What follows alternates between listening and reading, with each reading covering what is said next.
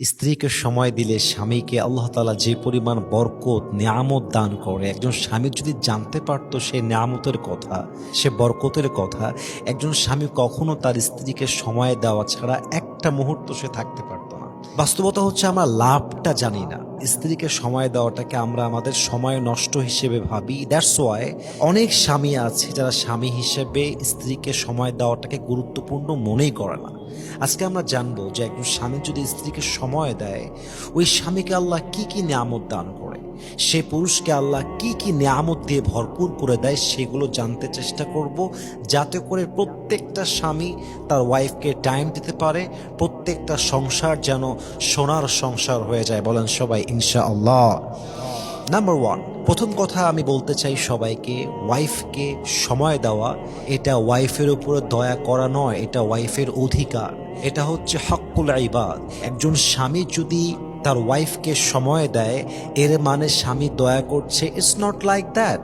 এটা wife deserve করে, এটা ওয়াইফের রাইট, এটা ওয়াইফের অধিকার। আপনি যদি ওয়াইফকে সময় না দেন, ঘোরাতে না নিয়ে যান, কিছু খাবার কিনে না দেন, গিফট না দেন, প্রপারলি টাইম না দেন, এটার জন্য কিয়ামতের দিন আপনাকে প্রচণ্ড পরিমাণে হিসাবের কাঠগড়ায় দাঁড়িয়ে হিসাব দিতে হবে। কেন দেওয়া লাগবে? কারণ এটা হক্কুল ইবাদ, এটা বান্দার হক। আল্লাহর হক হচ্ছে নামাজ, রোজা, হজ, যাকাত। যদি আপনি পালন করতে না পারেন, আল্লাহ চাইলে আপনাকে মাফ করতে পারেন, কারণ এটা আল্লাহর হক। কিন্তু বান্দার হক যদি বান্দা নষ্ট করে ফেলে, যতক্ষণ পর্যন্ত ওই বান্দা মাফ না করে, ওই অন্যায়টা মাফ হয় না। অতএব আপনি যদি আপনার ওয়াইফকে সময় দেন, আপনার এবাদত কবুল হবে, আপনার এবাদতের মান থাকবে। অথবা যদি সময় না দেন, এবাদত করবেন একদিকে, হক নষ্ট করবেন আর একদিকে, এটা প্লাস মাইনাস হয়ে যাবে। কবরে গিয়ে দেখবেন সব আমল আটকে গেছে। কারণটা কি? কারণ আপনি আপনার ওয়াইফের হক নষ্ট করেছেন। এটা কিন্তু মারাত্মক সেন্সিটিভ ব্যাপার। এটা না বুঝলে আপনার জীবনটা বৃথা হয়ে যাবে। বান্দার হক এটা বড় সেন্সিটিভ বিষয়। এজন্য আপনার ওয়াইফকে যদি আপনি প্রপারলি টাইম দিতে পারেন, আপনার এবাদতকে আল্লাহ তাআলা কবুল করবে। বলেন সবাই সুবহানাল্লাহ। আর একটা লাভ, যেই বান্দা তার ওয়াইফকে সময় দেয়, আল্লাহ তার রিজিকে বরকত দান করে, হায়াতে বরকত দান করে, রিজিকে বরকত বেড়ে যায়। অল্প কামাই হয়, বাট এটাই এনাফ হয়ে যায়।